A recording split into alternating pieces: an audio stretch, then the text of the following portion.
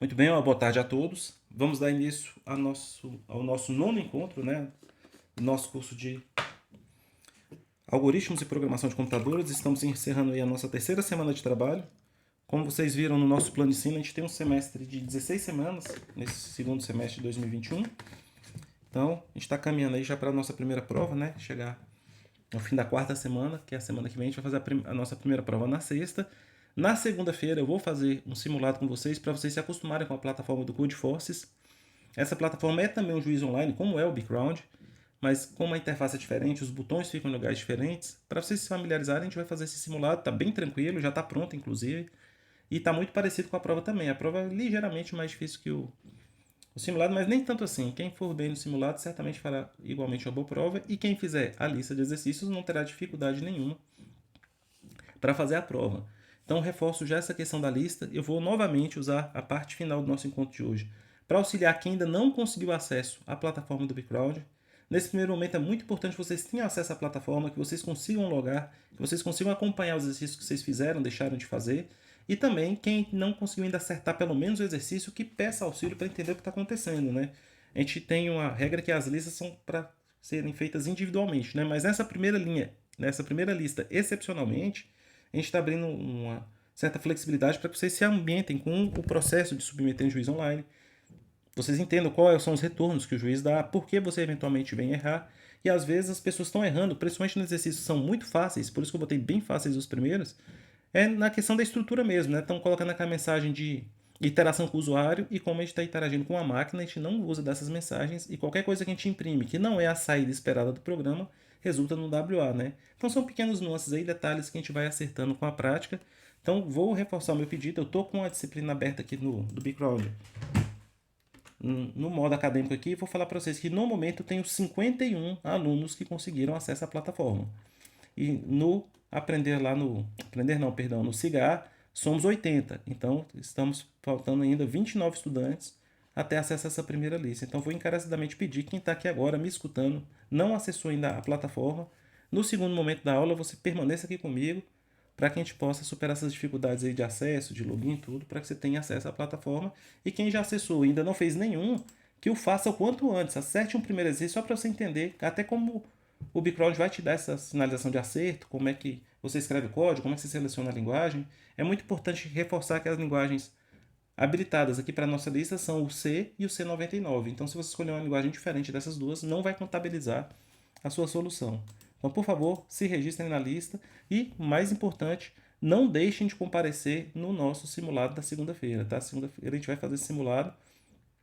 Para fazer o simulado e a prova, você vai ter que estar registrado no evento e eu vou fazer esse registro aqui manualmente. Então, o simulado vai começar exatamente às 10h30, mas nos minutos anteriores eu vou explicar como funciona a dinâmica e vou fazer o registro de vocês para que vocês tenham acesso a esse processo semelhante que a gente vai fazer na prova. Então, o simulado vai funcionar como se fosse o dia da prova, sem valer nota para vocês entenderem o processo na íntegra.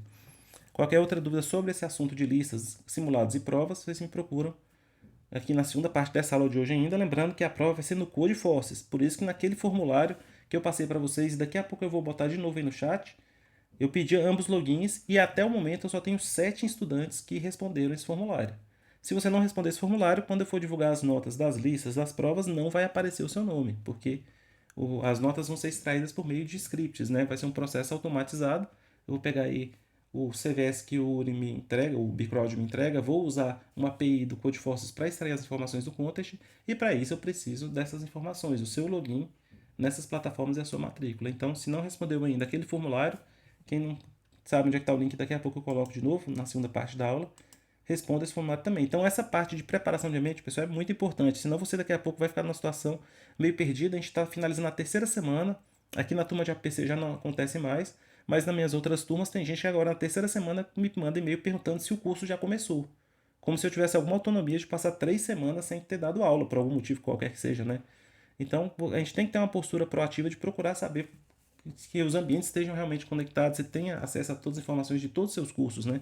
Não fique aguardando. Se você está sentindo que está faltando alguma coisa, que você não entendeu bem um processo, ou se uma determinada disciplina você não tem acesso a todas as plataformas, procurem o professor via Cigar, via Teams, dá um jeito de se comunicar, porque somos muitos, e eu vou tentar naturalmente acompanhar todos os 80 de vocês, mas Agora, por exemplo, eu tenho que descobrir quem são esses 29 que não estão logados, né? Então é um processo um pouco moroso aí que vai demorar um pouquinho mais e quanto antes você tiver acesso, antes você vai se beneficiar de ter esse acesso aí, né, em todas as nossas plataformas, tá certo?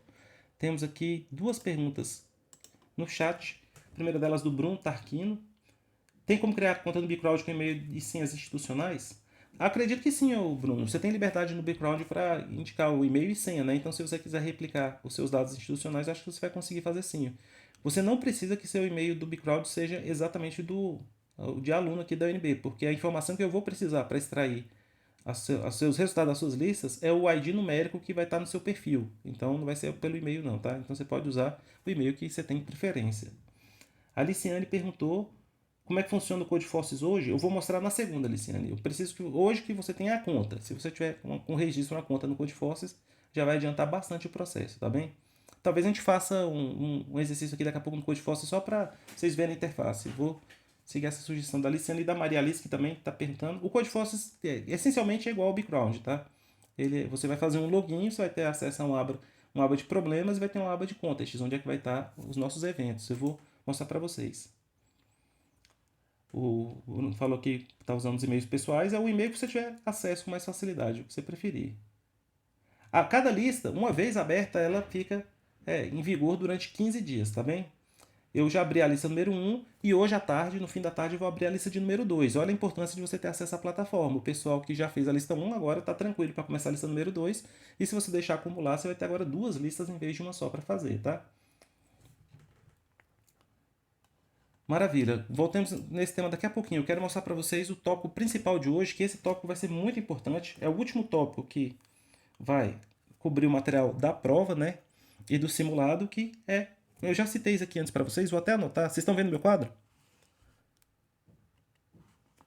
Sim, estamos. Ok, muito obrigado pelo retorno. Existe um resultado bem antigo, ele é dos anos 60, mas fundamental. É o teorema da programação estruturada. Esse resultado aqui, ele é muito interessante porque a gente está usando uma linguagem estruturada, que é a linguagem C, né? E esse teorema ele vai até mais longe, porque ele diz que qualquer programa você pode montar qualquer programa desde que você tenha na sua linguagem te ofereça três recursos, né? O primeiro deles é o sequenciamento.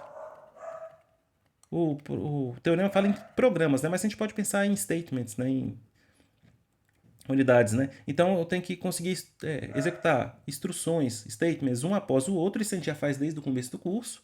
A segunda parte eu preciso de seleção, uma maneira que me permita executar alguns statements ou outros a depender de uma determinada condição, que vai ser dinâmica, a gente vai decidir ao longo da execução do código.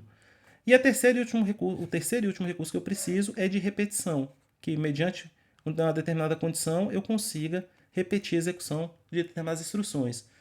Esse teorema afirma que se a linguagem me oferecer essas três condições aqui, eu consigo escrever absolutamente qualquer programa. Qualquer programa pode ser reorganizado de forma a usar somente esses três tipos de organização dos seus programas, como ele cita, mas a gente pode pensar em statements aqui no caso de C, que é a mesma coisa, que são unidades executáveis, né? Então a gente já vê isso aqui desde o começo do curso. Hoje eu vou introduzir esse, a gente vai fazer a prova e depois da prova eu introduzo esse terceiro que vai abrir muitas possibilidades. A gente já conseguiu fazer algumas coisas razoavelmente interessantes só com sequenciamento, mas só de introduzir a seleção, o nosso leque vai expandir sensivelmente. A gente vai conseguir fazer muito mais coisas do que a gente conseguia fazer até o momento. Deixa eu dar uma passada aqui no Teams, que eu vi algumas manifestações no chat. O pessoal aí está ainda discutindo a questão dos e-mails na lista de exercícios. Esse do e-mail vale tanto para a lista de exercícios quanto o CodeForces. O CodeForces também eu vou pegar as informações de vocês baseado no login. Então não é no e-mail que vocês escolherem. Podem ficar à vontade quanto a essa escolha. Então eu vou ter dois construtos, né? Duas formas de se fazer seleção em C mediante a construtos a blocos, né? E um operador. Então eu vou começar com esse que é o mais conhecido deles, que é o if-else. O if-else é o primeiro construto que a gente vai usar para fazer seleção e ele tem a seguinte sintaxe. Quando eu quiser usar um if-else, eu vou ter que redigir ele da seguinte maneira. A sintaxe é, eu vou usar a palavra reservada if, e hoje a gente vai aprender um monte de palavras reservadas. Aquela nossa conta que estava perto ali de uma dezena, né? Eram 12, 13 palavras reservadas que a gente viu. Com as de hoje é capaz de a gente chegar próximo a 2 dezenas. Hoje vão ter muitas, né? A primeira delas é o if. Entre parênteses, a gente vai indicar uma condição. Eu já vou dizer o que vem a ser essa condição aqui. Após o if, a condição, a gente vai abrir um bloco. O bloco em C, a gente já viu na função main, um bloco em C começa com abre chaves, termina no fecha chaves. Aqui eu vou botar um comentário dizendo que aqui é o bloco se verdadeiro. Ou seja, se a condição for verdadeira, essa condição aqui vai ser uma expressão booleana, ou seja, o resultado dela é um valor booleano, significa que vai ser verdadeiro ou falso. Lembrando sempre que em C, qualquer número diferente de 0 é verdadeiro e o 0 é falso. E, opcionalmente, eu vou ter o else. Eu não vou botar aqui. Eu vou botar para vocês acostumarem com sintaxe. Tá entre colchete e opcional. Eu posso ter a palavra reservada else acompanhando o if. Ela é seguida de um novo bloco. E esse bloco aqui são as instruções que você vai executar se a sua condição for falsa. Então, essa parte aqui, ó, significa que é opcional. Você não precisa ter um else associado ao if. Tem algumas linguagens, como, por exemplo, o Haskell, que o else é obrigatório. No caso do C, não. Você pode ter um if sem else associado, tá certo? Então, essa é a sintaxe básica para a seleção. Visualmente, qual é a ideia? Aqui, ó, vamos fazer um diagrama que pode ajudar vocês na visualização. Você está lá fazendo seu programa, você está executando Eita, mas eu desenho essa reta feia, hein? Vamos fazer aqui um pouco melhor. Imagina que você está aqui... Agora ficou torto. Não vai ficar bonito com a tua mão livre, né? Fica assim, não tem problema. Imagina que eu vou executando minhas instruções sequencialmente, uma após a outra. Eu vou chegar aqui numa bifurcação, que é na minha seleção, no meu if aqui. Uma vez que meu código chega no if, ele vai ter uma escolha. Eu posso seguir o caminho à direita, por exemplo, se a coordenação... Deixa eu botar assim, deixa eu botar a V de verdadeiro.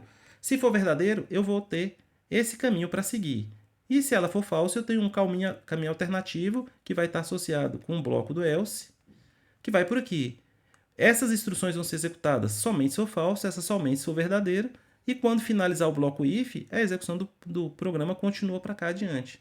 Então, ele permite essa bifurcação de caminhos aí na execução das suas instruções, e em algum ponto o resume aqui, retorna a execução sequencial, que é logo após o bloco final, seja o bloco do if ou o bloco do else. Em um momento vai voltar para cá. Então, essa é a ideia de você usar da seleção, o que é muito importante, né? Que algumas decisões que a gente quer tomar em código podem depender aí de uma determinada condição de eu querer ou não executar aquele trechinho do código. E como eu falei, isso aí vai nos abrir sensivelmente as possibilidades que a gente tem para escrever códigos, tá certo? Retornar aqui só para destacar um ponto importante.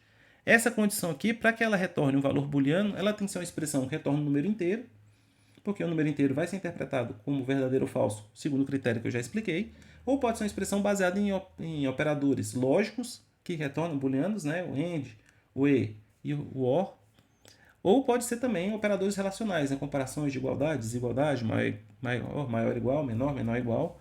Então, de todo jeito, essa condição aqui, ao final da expressão, tem que ser uma condição que tem um valor associado. Se esse valor for integral ou booleano, aí eu vou escolher se eu executo os comandos que estão associados ao primeiro bloco, só serão executados se a condição for verdadeira, ou os comandos do segundo bloco, caso a condição seja falsa, e você tenha introduzido um segundo bloco seguido da palavra reservada else. Deu para acompanhar a ideia? Vamos escrever um código aqui para poder... Aqui o Pedro já fez uma pergunta e o Rodrigo já me auxiliou respondendo exatamente isso, fluxograma, tá certo? Tá certo? Ele chama fluxograma, que aqui não está nem um fluxograma exatamente com a sintaxe que é convencionada, né? Mais um rascunho meu, mas é próximo de um fluxograma, que é um desenho de por onde vai a execução do seu programa, tá bem? Tem até ferramentas online para você desenhar aí fluxogramas. Vou abrir um terminal aqui para não poder trabalhar com vocês. E vou fazer um primeiro código hoje. Deixa eu passar o terminal para cá que vocês conseguem enxergar. E o primeiro código que eu vou escrever hoje é um código bem simples, né? Eu quero determinar se o número ele é ímpar.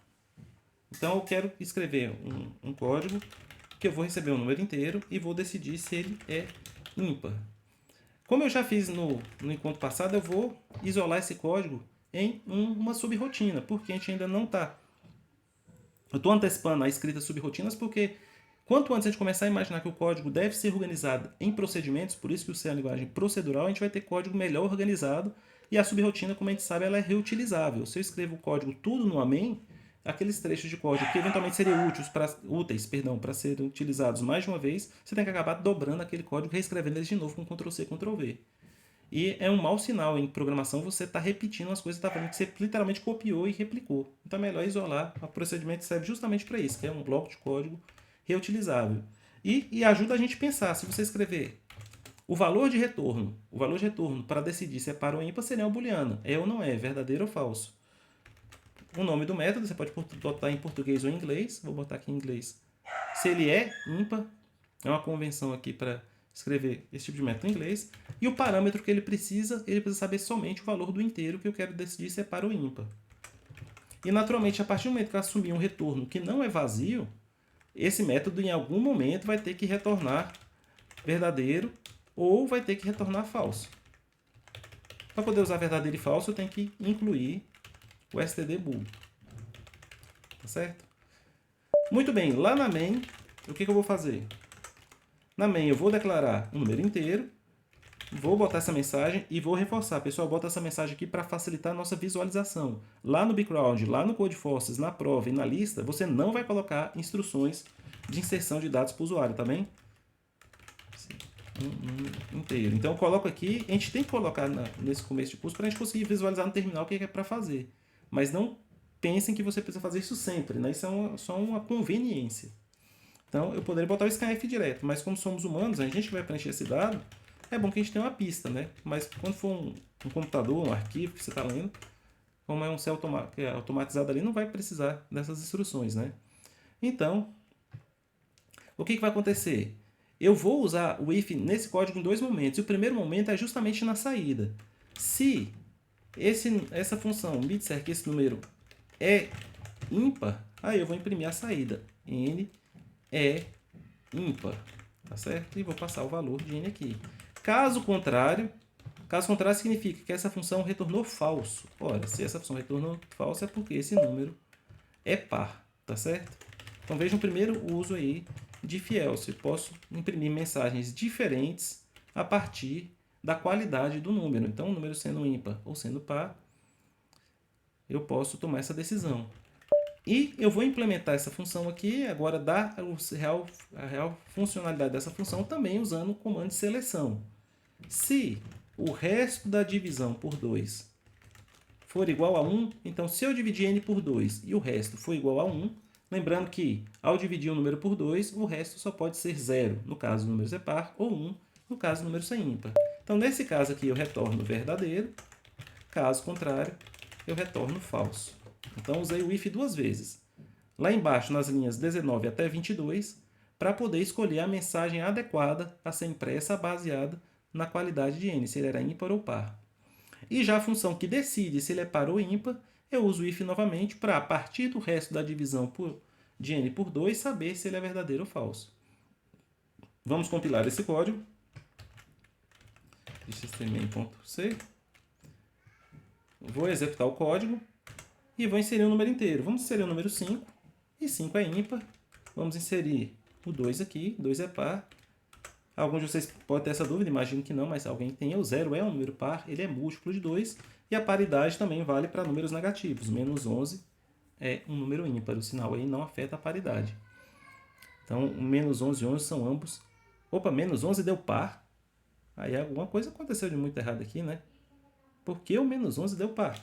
Estou falando uma coisa aqui, estou imaginando que ele ia me dar o número correto. Menos 2 dividido por 11 tem que dar 1. Estranho. Aconteceu uma coisa que eu não sei o que está acontecendo, né? Então eu vou imprimir aqui um resto para a gente ver o que está acontecendo. O resto vai ser n dividido por 2. O 11 tinha que dar, menos 11 tinha que dar ímpar. Fiz alguma bobagem, mas vamos usar desse expediente para a gente descobrir. Menos 11. O resto deu menos 1. Olha só que coisa interessante, pessoal. O meu código de fato tem um bug. Isso pode acontecer com vocês quando vocês estão programando aí na lista de exercícios e tudo. Você acha que fez o código correto. E qual foi o bug que aconteceu? Alguém conseguiu visualizar qual foi o erro do meu código? Por que ele está identificando o menos 11 como par? É porque você botou que o resto, quando o resto dá 1, ou igual a 1, vai ser par, né? Não, quando o resto dá 1, é ímpar mesmo. O problema aqui, o que está acontecendo? Quanto é que deu o resto por menos 11? Que saiu aqui no meu Ah, Acho- terminal. O problema pode ser negativo. ficar negativo? Uhum. Vamos voltar lá para o meu código. Veja que o resto deu negativo. E aqui eu só estou retornando verdadeiro se for exatamente igual a 1.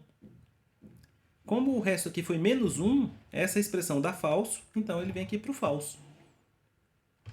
Então veja que o problema aqui é, de novo, é o operador resto da divisão não se comportar como o resto euclidiano. Na matemática, os restos da divisão por 2 são 0 e 1. Mas aqui no C eu tenho uma exceção, pode dar menos 1 se o número for negativo. Então, para me corrigir esse código aqui, o que eu tenho que fazer? Alguém tem ideia? Inverter a lógica lá, colocar Menos 1. que o resultado tem que ser igual a 0. Inverter a ordem do teste booleano aí. Entendi. Você quer fazer, se eu entendi bem o que você quer fazer o seguinte: eu verificar, na verdade, se ele for par, que sempre vai dar 0. Caso Isso. contrário, ele é ímpar. Isso. Perfeito. Vamos corrigir aqui a sugestão aqui do colega. Acho que foi o Rogério que está com a mão levantada. Você, Rogério, que me deu essa sugestão? Foi. Perfeito. Perdão que eu estava olhando para uma tela, agora que eu voltei a olhar para o Teams. Então vamos seguir a sugestão do Rogério, que é uma sugestão muito boa, né? Inverter aqui a ordem da minha comparação. Vamos voltar no terminal, compilar esse código. Peraí que eu estava no Teams ainda. Agora voltou. Vamos compilar esse código de novo. E vamos tornar executá-lo aqui. E vamos testar os mesmos valores. Primeiro o 5. Não saiu 5. Agora vamos. O 5 deu ímpar. E depois vou tirar a mensagem do resto. 2 é par. O 0 continua sendo par. E o menos 11, agora sim é ímpar. Vamos botar um número negativo. Par. Deu par. Então a sugestão do Rogério de fato resolve o nosso problema. Essa mensagem da linha 6 que eu vou apagar é o princípio mais elementar de um processo que a gente chama de depuração. Que em inglês seria debug, né? De remover um bug. Isso aí vocês já devem saber aí, que tem uma história antiga, né? Que o primeiro bug que aconteceu em um programa de computador foi porque as máquinas eram gigantescas e tinham insetos dentro do equipamento que estavam provocando um mau funcionamento. Hoje isso raramente acontece, né? Mas o termo ficou preservado historicamente falando. Então, quando tem um erro no programa, a gente chama de bug e o processo de remover o erro chama debug. E o processo mais simples, mais elementar, que inclusive é um dos mais utilizados até hoje ainda, pela sua praticidade, é isso. Você insere novos prints no seu código em pontos arbitrários para você imprimir no que está acontecendo, para você ter uma ideia de como o seu código está se comportando. Eu precisava entender o que está acontecendo com o resto, então imprimi aqui o resto. Agora que eu já removi o problema e corrigi, eu já posso tirar essa mensagem. Não é o jeito mais indicado de se fazer, mas é um dos mais fáceis porque você está com a print na mão ali e todo lugar que você tiver uma print você consegue usar essa técnica, né? Existem depuradores, ferramentas especializadas para acompanhar a execução de um código, que são muito úteis e mais adiante eu vou mostrar para vocês. E tem outras técnicas que é muito melhor hoje, né? Você usar testes unitários, um desenvolvimento baseado em testes aí que te evita de que apareçam erros e se aparecer são mais facilmente detectáveis. Mas o mais básico de tudo é isso, bota a mensagem e observa o que está acontecendo. O André estava com a mão levantada. Oi, André, pode falar. Professor, eu não tava nem falando, a minha dúvida não era nem isso, era do teorema da programação. Tem problema. André, perdão, não estou te escutando, está muito baixo. Não. Você pode aumentar só um pouquinho, por favor? Desculpa, a minha dúvida era sobre o teorema da programação. Ah, que tá, é o vamos que você voltar tava lá para falando você me mesmo. perguntando. Tem problema eu falar a minha dúvida? Não, claro que não, Aqui você pode passar a qualquer momento. Pode É porque falar. você falou que com esses três itens, digamos assim, a gente pode fazer qualquer programação, Isso, certo? Esse if, que foi o primeiro que você deu, isso. eu posso colocar depois dele uma condição, tipo, não sei, eu posso igualar, por exemplo, o bool um long, por exemplo, para poder continuar a programar? Ou isso funcionaria, tipo, eu colocar se o bool é igual ao long, tal coisa ocorre? Ou você só poderia fazer isso com, não necessariamente ações, eu esqueci o nome, Statements. O que acontece? operadores, no O que caso. acontece, André? Dentro da condição do if, você pode escrever qualquer expressão válida em C que retorna um valor. Tá certo? A gente tem funções e expressões em C que não tem retorno. Aí seria inválido, daria um erro de compilação. Mas se sua expressão produz um valor, você vai interpretar esse valor como verdadeiro ou falso. Lembrando que qualquer valor inteiro que seja diferente de zero, ele considerará verdadeiro, e se for igual a zero, será falso. Dentro da sua pergunta, eu posso ter entendido errado, mas eu entendi que você está perguntando se eu posso, de repente, comparar tipos diferentes. O tipo em si, eu não posso fazer comparação porque os operadores não agem nas palavras reservadas, mas em valores daqueles tipos eu posso. Ah, então eu não posso alterar, por exemplo, o tamanho de um bool, digamos assim, para um long, que é um tamanho menor. É o contrário, na verdade, né? O bool só tem um byte Quer e o dizer, long. Sim, mas se é que o long você. long, Se desculpa. quiser que você comparar os valores, você, por exemplo, eu quero saber se essas variáveis, esses tipos têm o mesmo tamanho. Aí você pode usar o operador sizeof, porque o sizeof vai te dar um número que você vai poder fazer essa comparação, entendeu? Ah, não, não, o que eu queria dizer é, como é que eu posso falar? Quando, por exemplo, eu vou dar um exemplo do long long, então. Isso. O long long, para você escrever, você tem que colocar dois L's, não é? Isso. Se eu colocasse, por exemplo, if long, eu colocava o dois iguais, que é sinal de igualdade, Isso. long, fecho parênteses. E eu continuasse a programação e colocasse long apenas, a programação iria contar como long, Pera ou aí. ou ela iria dar erro? Não, do jeito que você me falou, você quer fazer um if assim, ó. If long igual a long long, isso? Aí, Erro de compilação. tipo, a ideia é erro de compilação. Dá, quer ver? Eu vou te mostrar o erro de compilação que ele vai me dar aqui. Como eu te falei, os operadores eles não agem sobre os tipos de dados, tá vendo? Ah, Ele tá. age, ele age sobre os dados. Se você botar uma constante aqui em long, que seria 12 long, e comparar com 12 na versão long dela, aí. Deixa eu botar um print aqui só para você saber se vai passar ou não. Vai dar ok. São dois valores de tipos diferentes, porque por causa dos sufixos eu diferenciei eles, tá vendo? Aí você compila e executa. Ah, Cadê? então você não pode mudar, digamos assim, as propriedades de um Exatamente. operador diretamente, né? Não, os operadores não agem sobre os tipos, né? O C, os operadores só estão definidos para os valores daqueles tipos, entendeu? Ah, Então então. a É palavra porque a minha reservada dúvida ela era significa essa. uma família inteira de tipos, né? Agora, se você queria saber, será que nesse meu ambiente o long e o long estão ocupando a mesma quantidade de memória? Aí você escreveria isso assim, ó, André. Se o tamanho do long for igual ao tamanho do long, aí você fala ok. Aí tá perfeito. Porque agora o sizeof vai me retornar um inteiro, outro sizeof outro inteiro. Aí as coisas acontecem. Nessa plataforma aqui, ó, deu ok. Realmente o long e o long estão com a mesma quantidade de bytes. Ah, ok. Obrigado, professor. Nara, Essa era. tranquilo, obrigado pela participação. Deixa eu voltar aqui no chat que temos algumas manifestações. Aqui, deixa eu ver agora. O Pedro estava me sugerindo de botar um ABS no resultado scanf. Seria uma saída para fazer funcionar, Pedro? Seria, só que se eu botasse retorno do ABS aqui, eu vou até seguir a sugestão do Pedro, que é interessante, porque resolve de um lado e me complica do outro. A ideia do Pedro para deixar do jeito que estava antes, que era com 1 aqui para verdade falso, ele queria que eu botasse aqui um ABS no resultado. Se eu modificasse o n para receber o valor absoluto de n, eu corrigiria a minha rotina, só que a impressão aqui ficaria errada, porque eu entraria com um número negativo e na saída aqui ele sairia positivo, por causa do valor absoluto. Outra alternativa era botar o ABS bem aqui, ó. E não é muito boa a alternativa, por quê? Porque, embora resolvesse também o problema, você transferiria para o usuário. O usuário será a pessoa que vai usar seu procedimento, a responsabilidade de sempre chamar com ABS. Então, o melhor é você corrigir como a gente fez a correção ali agora há pouco, porque aí você deixa o usuário tranquilo para passar qualquer inteiro, e qualquer um que ele passe, positivo ou negativo, a rotina se comporta adequadamente, tá bem? Eu vou fazer aqui mais uma colocação aqui bem interessante. Entendi. Mas o que acontece? Dentro do scanf você não poderia botar, Pedro, porque durante o scanf você está fazendo a leitura, né? Você poderia botar depois e atribuir como eu fiz, ou colocar na chamada da isod, tá bem? Aí para desfazer o ASB é muito trabalho. O ABS é muito trabalho. Como eu falei, o ideal, quando a gente está com bug na rotina, é corrigir a rotina para que, recebendo um parâmetro adequado, eu quero escrever uma rotina que funcionasse para qualquer inteiro, ela se comporte realmente bem para todos os inteiros, ao invés. Se eu quisesse receber apenas inteiros não sinalizados, aí o que eu poderia fazer na minha rotina seria botar ela aqui como unsigned. Aí quem fosse usar essa rotina já sabe, bem, o parâmetro então só posso passar um inteiro não sinalizado. Aí é outro contexto aí. A pessoa lá do lado de fora está com valor negativo e quer usar a rotina, ele teria que usar o ABS porque ele sabe que minha rotina só trabalha com números não sinalizados. Mas a partir do momento que eu deixei int, o mais correto, a melhor abordagem é você corrigir na rotina, tá? Então isso é legal porque a sugestão do Pedro, a sugestão do Rogério, que a gente está fazendo aqui nas modificações, todas elas têm um impacto. E o importante é a gente entender essa relação do código e das suas implicações, né? Então, quando a rotina não se comporta bem para uma entrada que ela espera, aí você tem que corrigir a rotina. Agora, se a rotina espera uma entrada e o usuário quer passar um outro tipo que poderia ser convertido para o tipo esperado, aí o usuário tem essa responsabilidade de fazer do lado de fora da rotina. Tá bem, Pedro? Ficou clara essa ideia? Me dá um feedback aí no chat. Enquanto eu chamo para conversar, quem levantou a mão? O Rogério. Oi, Rogério, pode falar.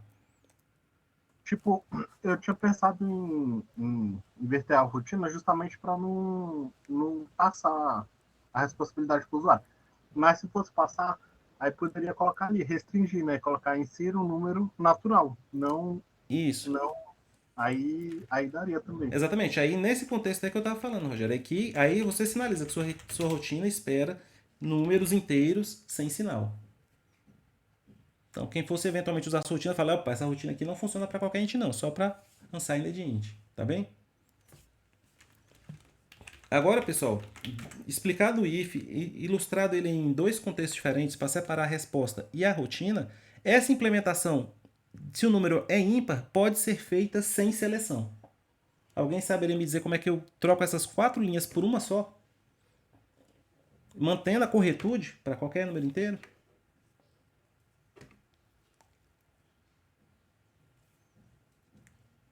Boa pergunta, né? Esses 4 aí significa que você sabe programar em C, mas também falam que você é iniciante. De novo, daquele contexto que eu falei, né? Conhece a linguagem, mas não conhece as nuances, né? Eu comentei sobre elas. Se você pegar o resto e der zero, vai ser um valor falso, né? Isso. Então você poderia só retornar o resto da divisão, Perfeito. né? Exatamente isso. Exatamente isso. Olha só, eu posso trocar toda essa rotina por isso daqui, ó. Aí você pegaria o par, né? Aí você teria que fazer o Não, contrário pega, tá disso. tudo aí. Você consegue ver, Vinícius? Tá tudo aí. Olha qual a circunstância. Aham. Substitui ali o n por um número par. O resto vai dar quanto? Vai dar zero, vai dar falso, Vai dar verdade. falso. Se eu botar um valor positivo, o resto vai dar quanto? Um valor positivo ímpar, perdão. Vai dar um, né? 1. Aí você vai traduzir isso como verdadeiro. E se eu botar um ímpar negativo, o resultado é quanto? Aí vai dar. Vai dar um também, né? É um negativo, menos um. Negativo, é. Exatamente. E aí que é o interessante, que mesmo sendo um positivo ou negativo, em ambos casos, você vai interpretar eles como verdadeiro, porque é diferente de zero. Entendeu agora? Aham. Maravilha, pessoal. Eu imagino que vocês possam ter acompanhado também. Se alguém não acompanhou, me avise aí no chat, levante a mão. Porque é muito importante essa substituição dessas 4 linhas. Eu vou voltar a elas, pessoal, para que vocês possam comparar visualmente. Ó. Estava assim. Eu posso implementar da maneira número 1 aqui. Ó. Essa é a primeira forma e essa é a segunda forma. Aqui não é código C válido se eu tentar compilar, porque eu já tenho um retorno aqui. O compilador vai me dizer que essa parte de baixo é inatingível. Olha só. Se bem que ele nem reclamou, porque eu não estou com os warnings ligados, né? Deixa eu mandar ele sinalizar todos os erros. Ele não me avisou, tá ótimo. Deixei que está compilando. Essa segunda forma e a primeira, ambas computam corretamente se o número é ímpar, independente se ele é positivo, negativo ou zero. A segunda forma mostra que você conhece as estruturas de seleção da linguagem C, sabe escrever uma comparação e sabe fazer direitinho as coisas. Mas a parte de cima, ela tem 2 vantagens. A primeira delas é que ela é muito mais curta em número de linhas de código. Ela tem uma única linha de código contra 4 da de baixo. E isso é uma regra de ouro em computação. Quanto menos linhas de código tiver o seu código, menos chance você tem de errar. Pense numa redação. Se você faz uma redação de 30 linhas, você pode ter 30 linhas onde eventualmente você cometeu algum erro de ortografia, de construção frasal, de conjugação de verbo. E se a pessoa faz uma redação com 20 linhas, a redação dele tem ali 10 linhas a menos, são 10 oportunidades a menos de se errar. Então, quando a gente encurta os nossos códigos, a gente diminui os possíveis pontos de entrada de erro, né? Segunda vantagem, que eu já comentei com vocês, é que quem vê o código da linha 7 vai saber que você domina a linguagem C no aspecto de que você sabe que números diferentes de zero são interpretados como verdadeiro e número igual a zero é interpretado como falso. E tem um terceiro motivo que esse é bem interessante, e eu vou aproveitar esse gancho para explicar uma coisa teórica para vocês aqui muito interessante. Essa primeira implementação ela é muito mais eficaz do que a primeira. Em que sentido? Eu vou explicar agora. Deixa eu só ver a dúvida do Luiz Guilherme. Sim, exatamente, Luiz Guilherme. A tradução é essa. Qualquer número que não é zero é verdadeiro. Pode ser positivo ou negativo. Vai ser falso somente quando for exatamente igual a zero. Então, o C interpreta isso desde as primeiras versões até hoje, tá? Independente, mesmo que você não escreva bool, mas se a expressão espera um booleano, como é o caso da expressão, por exemplo, quem tem que escrever na condição do if, vai ser feita essa tradução. Oi, Liciane, pode falar. Boa tarde. Boa tarde, professor. Eu poderia pegar o segundo modo e colocar dentro dos parênteses do if? Oi, peraí, deixa eu voltar aqui para o código para você poder mostrar. Você está falando que nessa segunda implementação aqui da linha 9 em diante, você quer... Eu só faço esse if e coloco dentro mesmo. E aí eu retorno que o valor é ímpar. Peraí, você queria trazer tudo isso para dentro do parênteses? Não, só o parênteses mesmo, só esse if, em vez de deixar ele separado, Sim. colocar ele como outro if, sem ter que fazer rotinas separadas. Ah, você está falando que se eu poderia aqui escrever esse negócio que eu tinha escrito aqui, deixa eu pegar logo ele todo. Pegar essas 4. A linha 10 todinha no lugar da 23, se funcionaria. Entendi o que você está falando. Se eu fizesse aqui... Isso. Isso. Poderia sim, Liciane. O que vai acontecer? Nesse caso aqui, a nossa rotina, como você viu ela sintetizada na linha 7, ela pode ser compressa em uma linha só, né? Então você pode extrair de fato ela e fazer a substituição, seu código funcionaria, não precisaria mais da linha 4 até a 15 da forma que está agora, né? Eu separei em subrotinas e estou separando para a gente começar a entender que certas operações vale a pena isolar em subrotina, porque, primeiro, o nome da operação diz o que está acontecendo. Veja que nessa versão do código aqui, embora ele seja certo, a pessoa tem que conhecer um pouquinho de C para entender o que está acontecendo, embora a mensagem aqui também dê uma pista. Quando eu estava usando a outra versão que tem a chamada da subrotina, está claríssimo o que eu estou verificando aqui, se o N é ímpar. Tá certo? Então Entendi. leva vantagem na Para legibilidade. nomear quando for. Mas sua sugestão está correta, funcionaria também, tá bem? Entendido. Obrigada. Maravilha, obrigado pela participação. O Luiz Guilherme me retornou ali, ele entendeu o que eu tinha feito. Agora quem está com a palavra é o André. Oi, André, pode falar. Professor, eu tô falando. Dá pra me escutar? Dá, de agora boa? sim, pode falar. Só uma coisa, o else seria o outro, tipo, outra coisa, tipo, É o no finalzinho que fica printf, %d e tudo mais. Isso, Você colocou o else isso. seria tipo ou par ou ímpar, no caso? Aqui o que acontece é ou no sentido, André, de que é a outra, o outro cenário, né? No sentido que quando eu faço uma estrutura if-else aqui, mesmo curtinha como essa, a questão é que o bloco de comandos que segue o if, eu até fiz uma coisa aqui que eu não expliquei para vocês, né? Na sintaxe, eu disse que eu tinha que botar chaves aqui e chaves aqui, né? Esse é o mais correto. Eu omiti as chaves porque só tinha um statement, né? É um caso onde você pode omitir o bloco. Quando tem 2 ou mais, aí as chaves são obrigatórias. Aqui eu estou dizendo o seguinte, que quando eu entro na questão do if-else, eu só vou executar um dos 2 blocos, tá certo? Ou um ou outro. É nesse sentido que é o ou que você está perguntando. Eu não vou executar ambos nunca. Não vai existir nenhuma circunstância onde as duas mensagens vão ser impressas. Aí você vai selecionar, por isso que é uma estrutura de seleção, qual dos 2 blocos você tem interesse que seja executado. Aí você fala, ok, execute para mim o bloco da linha 24 até a 26, se o número for ímpar. Se ele for par, eu gostaria de executar o bloco da linha 27 a 29. É ou nesse sentido, tá certo, André? Tá certo, então ele é um complemento do if. Ele Então, complementa if no sem sentido que ele, são digamos todos os assim. casos que o if não cobriu. Ah, tá, então... Tudo que não couber no if vai pro else. Então não tem como, tipo, por exemplo, digamos assim, o if não existe sem ele, né? Na verdade, dá para fazer. A linguagem C não seria erro se eu tivesse omitido aqui o else. Se eu tivesse arrancado esse trecho de código aqui, ele compilaria e executaria. O que aconteceria aqui, os casos que não tornam a condição do if verdadeira, aí eu não faria nada. Ah, ok. Eu só faria Obrigado. caso se tornasse verdadeiro. Então, nesse caso aqui é opcional, tá bom? Tá bom, obrigado. Nada, obrigado pela participação. Vamos passar a palavra para o Bruno. Depois do int main não tem ponto e vírgula, né? Não. O ponto e vírgula, ele só termina statements, o Bruno. Então, onde é que você vai aplicar ponto e vírgula? Depois do printf, do scanf, declaração de variáveis. Mas quando você tem um bloco delimitado por abre e fecha, chaves, como eu estou selecionando aqui o do main, ou esse bloco que eu fiz para o if agora, os blocos não levam ponto e vírgula. Mas se você eventualmente esquecer e colocar, vou botar um ponto e vírgula bem aqui, ó. O que você está dizendo? Que ali tem um statement vazio. Então ele continua compilando. Então, se você, porventura, errar por excesso de ponto e vírgula, quase sempre não vai dar problema, tá bem? Agora, se você botar exatamente aqui, depois da main, aí dá. Por quê? Porque depois da main se espera um bloco. Aí ele reclamou, tá bem? Tá entendido por que que eu errei aqui. Tá ótimo, né? Mas parece mesmo, né? É um dos poucos lugares que não vai ponto e vírgula. Legal, já falei com o André, com o Bruno, agora o Rogério. Oi, Rogério, pode falar. Não sei se eu estou colocando as coisas adiantando que não era para adiantar, mas esse if aí pode ser usado em vez de ser verdadeiro ou falso, como eu posso dizer,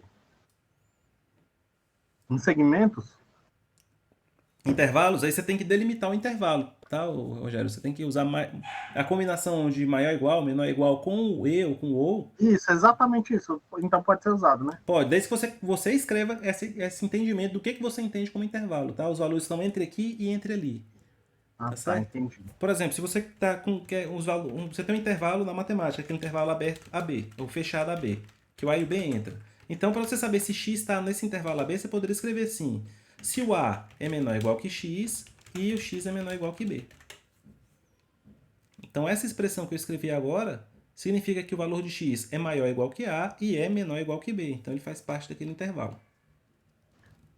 Perfeito, eu entendi e era exatamente isso, mas só mais uma coisa. Sim. Aí, no caso, eu fizer vários intervalos, eu posso usar o if também? Pode, exatamente. Quando você, é como eu falei, se começar um número muito grande de intervalos, aí é melhor a gente usar o recurso da repetição e para cada intervalo repetir esse if, entendeu?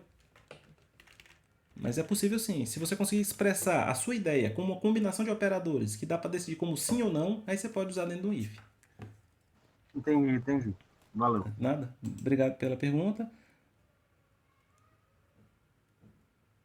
Sim, pode sim, Pedro. Inclusive foi a Aliciane que me sugeriu, né, de tirar a ISO, de fazer o check direto na linha 23 e também é possível, tá certo? Como é um exemplo pequenininho aqui, vale a pena e também você tem liberdade aí para achar quando é melhor uma forma em relação à outra, tá?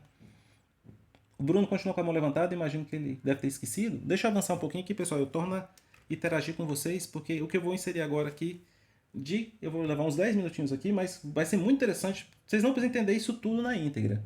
Mas é porque a expressão que não tem if é muito mais eficaz do que uma que tem if. Já adianto uma coisa, é inevitável que você vai usar ifs no seu código. Você não vai escrever códigos muito interessantes sem seleção.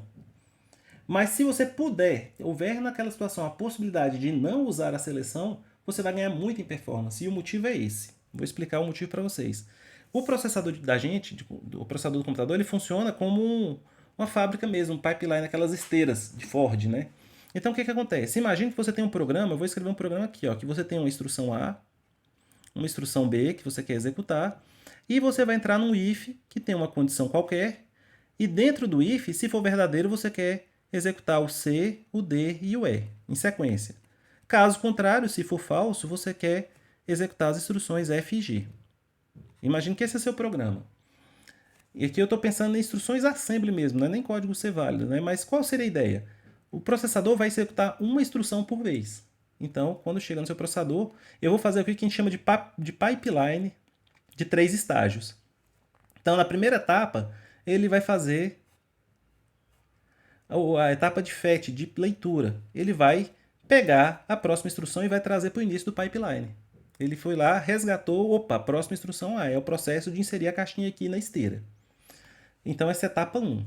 Na segunda etapa, o que ele vai fazer? No segundo momento, esse A vai ser decodificado, vai ser preparado. Então, eu vou chamar ela aqui de etapa de pré-processamento, porque eu estou simplificando aqui o pipeline. Existem vários pipelines de até de mais de um passo, mas onde é que você vai decodificar isso aqui? Você vai preparar os parâmetros, decodificação. Então, que a instrução vem codificada no padrão binário e ele vai abrir esse padrão binário para saber. O padrão binário diz qual é a instrução, quais são os parâmetros e os detalhes que ele precisa para proceder com a execução. Quando ele está aqui na etapa de pré-processamento, ele também faz o fetch da próxima instrução, que é o B. Terceira e última etapa desse pipeline aqui é a execução. O A já foi lido, pré-processado, o A entra na etapa de execução. Ele finalmente vai fazer, de fato, que a instrução A peça que ele faz. Enquanto ele estiver executando o A, ele está decodificando, pré-processando o B e está fazendo a leitura do C. A partir desse momento, a gente está com o pipeline cheio. Agora, a cada ciclo aqui, eu levei 3 ciclos aqui, para no terceiro começar de fato a execução. A partir daqui a coisa fica interessante. Na próxima etapa, o A já foi executado, ele passa para o B, o C vem para cá e o D vem para cá. Tranquilo? Agora ele executa o B e agora vem a parte interessante. O que acontece a seguir? Alguém sabe me dizer qual seria a próxima etapa aqui? Ele executou o A, descartou. Executou o B, descarta. Qual seria a próxima etapa do pipeline aqui?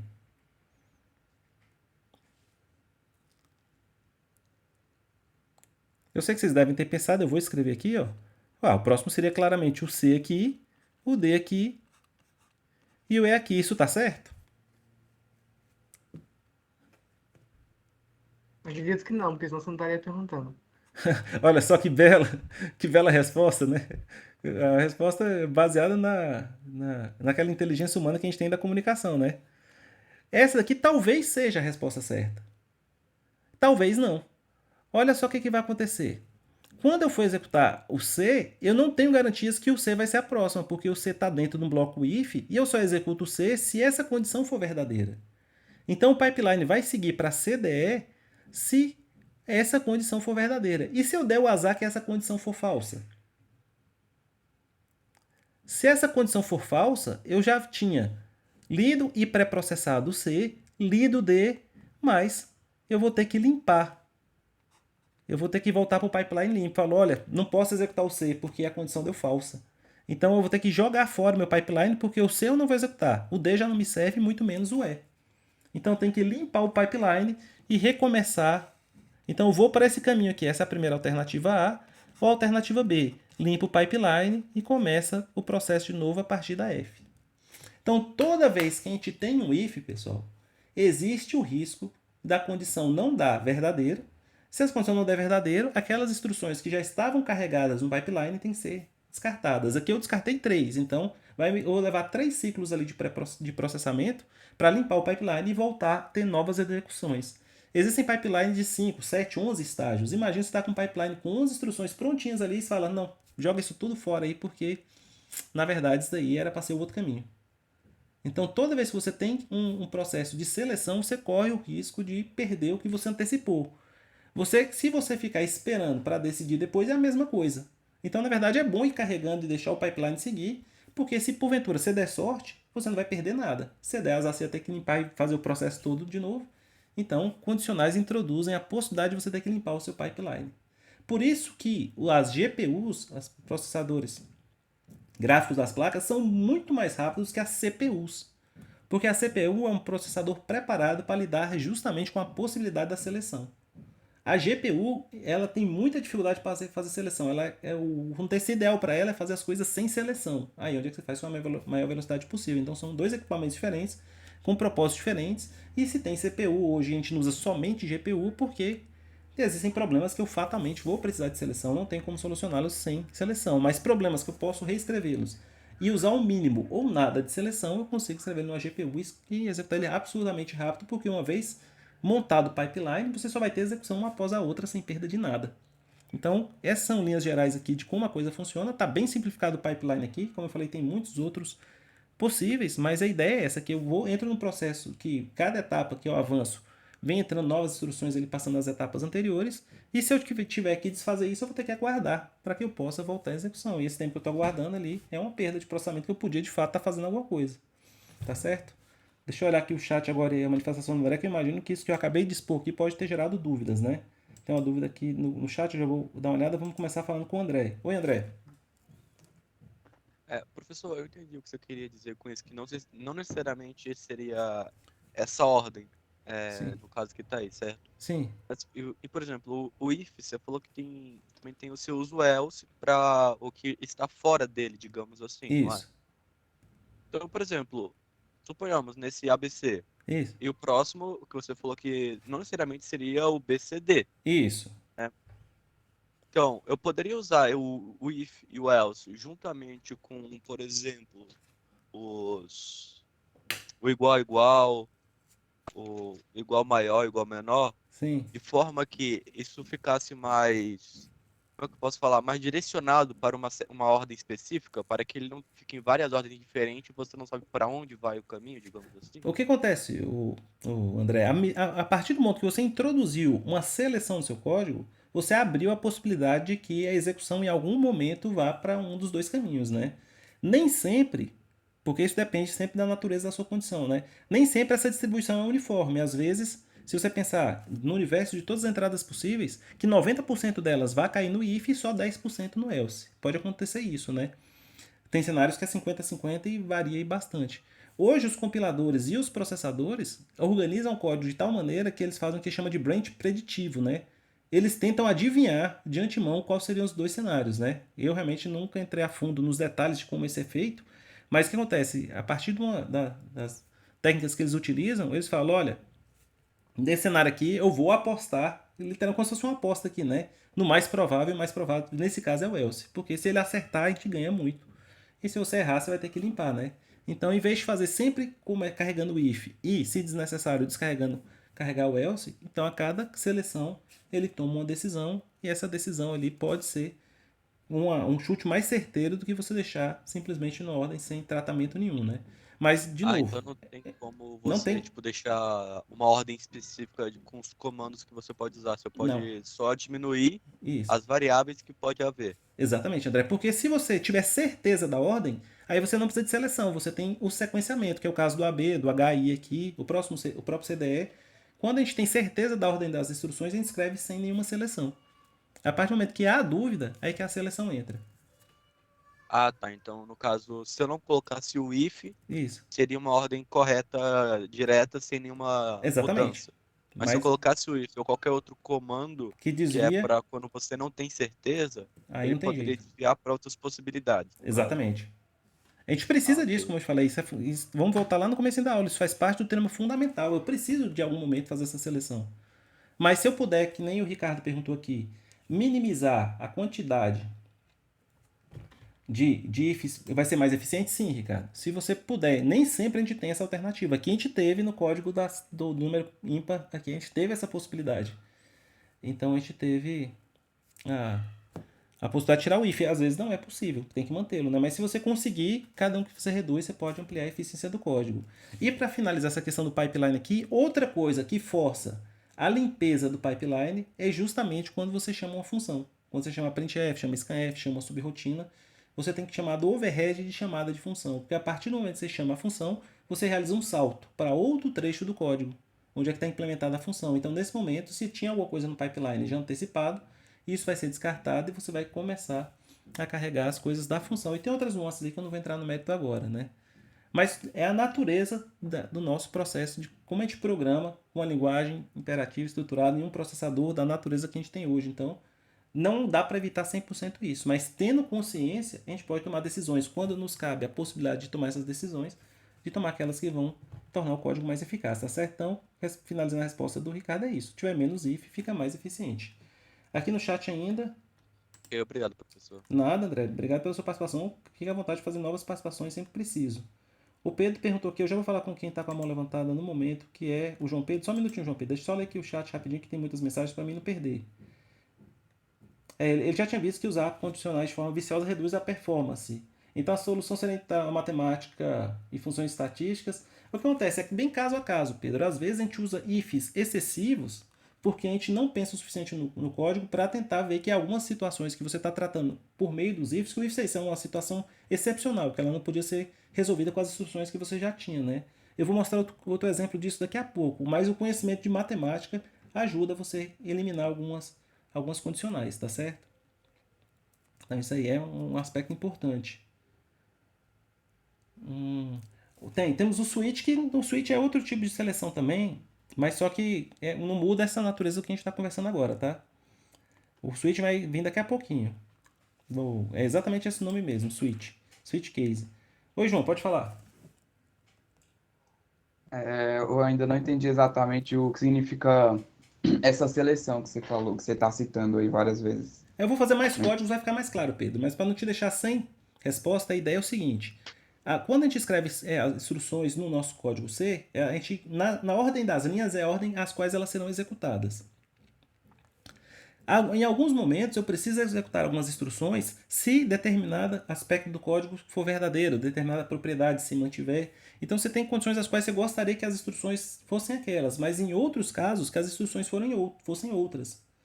Aí você entra nesse critério de seleção. Você não quer que seja executada a totalidade dessas instruções, mas um determinado conjunto seja executado quando isso se mantiver verdadeiro e o outro substitui ele no caso seja falso. Então a seleção é no sentido que agora esse código, pseudocódigo, né, que é um código que eu rascunhei aqui do lado direito, as instruções A e B serão sempre executadas, H e I também serão sempre executadas.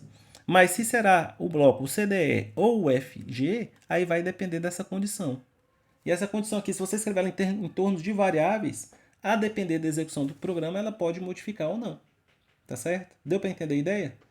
Então, você Entendi. seleciona Então, seleção é a uma escolha habilidade de mesmo. você escolher o que vai rodar e o que não vai Exatamente. rodar. E sempre que aqui é aquela história fala que cada decisão você abre mão de alguma coisa, a partir do momento que eu tomo uma decisão e uma seleção, eu estou falando para o computador e estou tomando essa decisão. Olha, eu tenho 2 caminhos possíveis e somente um deles será, a cada vez que eu executar esse código, utilizado. Eu não tenho mais a possibilidade de executar CD, E, F, G nessa ordem mais. Então você pode dizer que if é uma ferramenta de seleção? É tipo uma função Exatamente. de Por isso que eu estou seleção? chamando ela de seleção. Exatamente. Entendi. Perfeito, Tem João? outras, né? Temos outras, sim. Temos mais 2. Já vou mostrar. Tá. Maravilha. Obrigado, João Pedro, pela participação. Temos mais uma agora da Maria Alice. Boa tarde, Maria. Pode falar. Boa tarde, professor. Como ficaria o pipeline depois de executar o else? Ele começaria de novo do C ou ele voltaria para o A? Não, o que acontece? Quando, sempre a execução é nesse sentido aqui, no meu desenho, de cima para baixo, né? Independente se ele foi para cá ou para cá, Maria, finalizou esse negócio, ele segue aqui no H e no I, tá bom? Então, mesmo que ele tenha passado por else, ele teria AB, imagina que ele carregou isso aqui erroneamente, apagou, volta carregando o F e o G, aí já segue para o H e I também. Não volta mais para trás não, tá bom? Tá bom, entendi. Tem um jeito de voltar para trás, eu vou mostrar mais para frente, é justamente com o laço. O laço vai me dar essa alternativa de voltar para trás e reconsiderar. Mas, a princípio, só um if-else ele vai seguir, escolhe um dos dois e finalizado o if-else aqui, ó, terminou os 2 blocos, eu sigo para o que vem logo a seguir.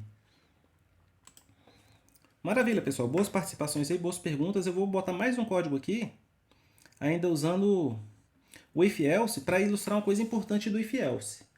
O André me fez uma pergunta, se não foi ele, me perdoa, mas eu acho que foi ele que me fez essa pergunta, se o if-else seria um ou. Seria um ou no seguinte sentido. Nos casos que a condição é verdadeira, eu caio no if. Todos os casos que não são verdadeiros, eu vou cair no else.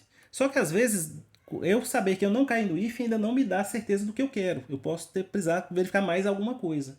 Então a gente pode fazer o que se chama de if-else em cascata. E o que significa isso? Alguém levantou a mão, já vou chamar, deixa eu só finalizar esse raciocínio. Eu posso fazer o seguinte. Eu tenho o if. Esse if vai me dar uma primeira condição, que eu vou chamar de condição A. Se a condição A for verdadeira, aí eu vou aqui o bloco da condição A verdadeira. Condição A verdadeira. Não é verdadeira, eu falo, legal, mas ainda não sei o que eu quero fazer, porque não caiu naqueles casos já cobertos pela condição A, sobraram casos que ainda tem diferença entre eles. Eu posso, ao invés de começar um bloco else, começar um novo if. Então a gente tem um if, else if. Então o bloco do else, na verdade, seria substituído por um if else. E esse if daria uma condição B. E agora, esse primeiro bloco associado ao if, avaliaria os casos onde a condição B é verdadeira. Se eu boto um else aqui, o bloco do else seria todos os demais, que não caiu nem no caso A e nem no caso B. Mas imagine que ainda eu tenho dúvida. Legal, vamos fazer mais um else e começar um novo if e avaliar uma condição C. Aí dentro desse bloco eu avalio os casos onde a condição C é verdadeira. Por fim, vou finalizar aqui. Aí seria um caso nem condição A, nem B e nem C. Aí quando não caiu nenhuma das três, aí eu venho para esse último else, nem condição C. Aí eu venho para esse último bloco aqui e finalizo. Então isso é chamado if-else em cascata. E o que é interessante, então é como se eu tivesse um universo aqui de possibilidades, conjunto U, e os valores aqui que atendem à condição A são esses daqui. A partir do momento que eu atendi a essa condição A, eu caio nesse bloco e está resolvido. Não atendi, aí eu vou avaliar mais um subconjunto de valores que atendem à condição B. Aí eles são avaliados. Não está aqui nem aqui, vou avaliar um terceiro conjunto de valores que atende à condição C. Caso contrário, o else final é todo esse resto. Então, por isso que eles são chamados de condições mutuamente excludentes, porque de todos esses blocos, quando eu escrevo if, else no final, só um bloco desses 1, 2, 3, 4 blocos será executado, tá certo? Então, isso é uma característica bem interessante aí do else, e você pode pensar que você está retalhando ali o que sobrou do seu conjunto universo em pedaços, e cada pedaço é o conjunto dos valores que atende uma determinada condição, tá certo? Então, isso é uma característica fundamental, importante do if, e é um dos que a gente usa com bastante frequência. Deixa eu passar a palavra agora para o Gabriel, tivemos novas manifestações no chat. Oi, Gabriel, pode falar. Professor, eu poderia usar, por exemplo, então, isso daí que você falou agora, para poder, sei lá, procurar um arquivo, por exemplo. Ele vai lá, procura na pasta A, não achou. Ele vai lá, procura na B, não achou. Ele procura na C, daria para usar dessa forma também? Exatamente, é isso aí que você está fazendo, porque você imagina que o seu conjunto universo é o seu diretório local. Imagina que tem um diretório que tem várias subpastas. Então, o U seria seu diretório. Aí você bota if, o arquivo está na pasta A, você toma determinadas providências.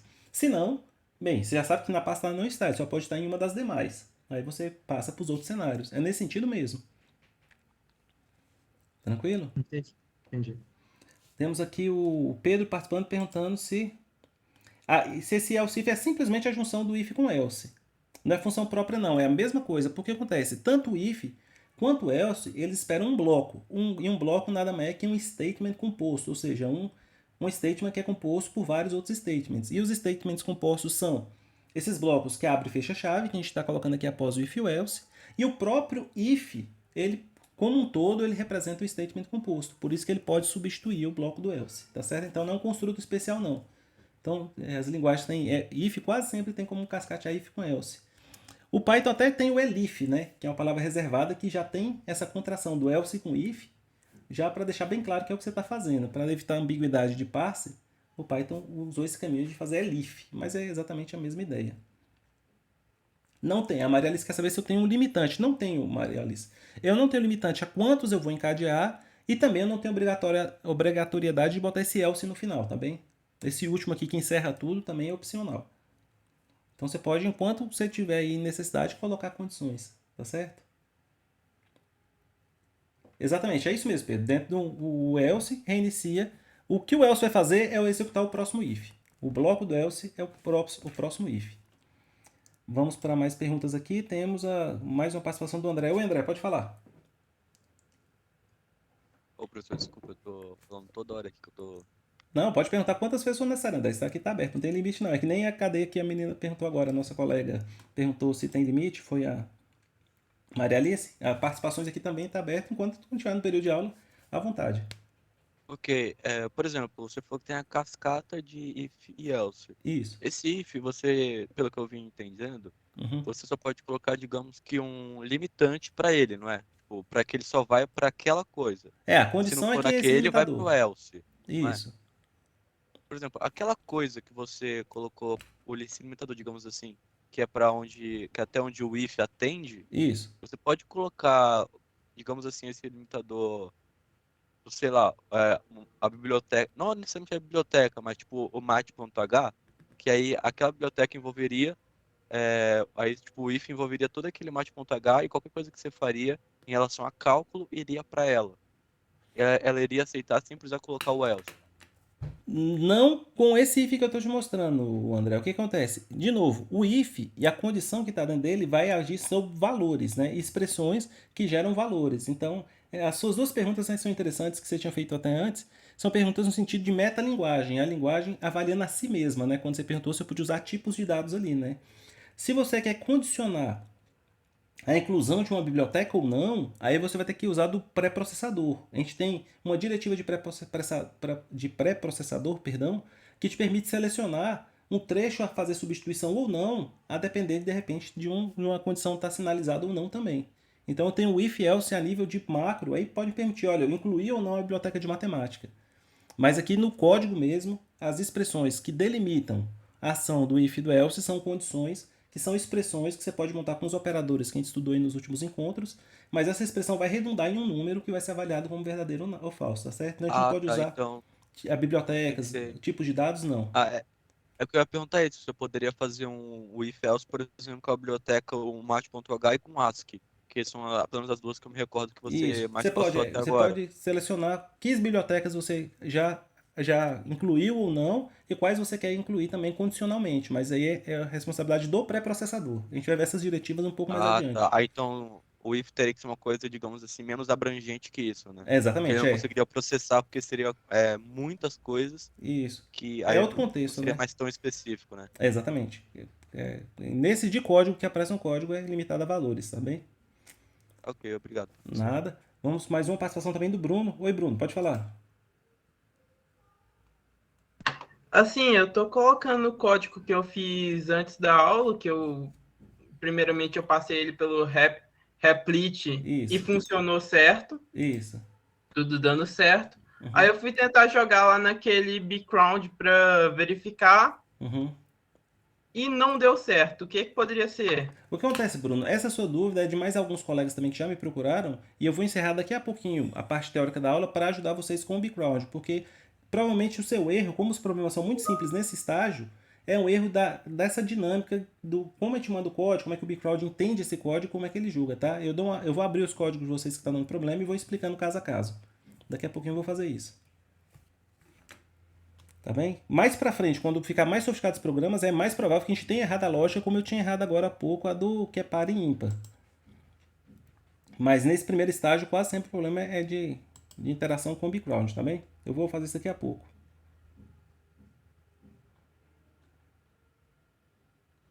Tá ok? Vamos continuar aqui depois da pergunta da Maria Alice, que eu tinha falado. O do segmento que o Rogério está perguntando.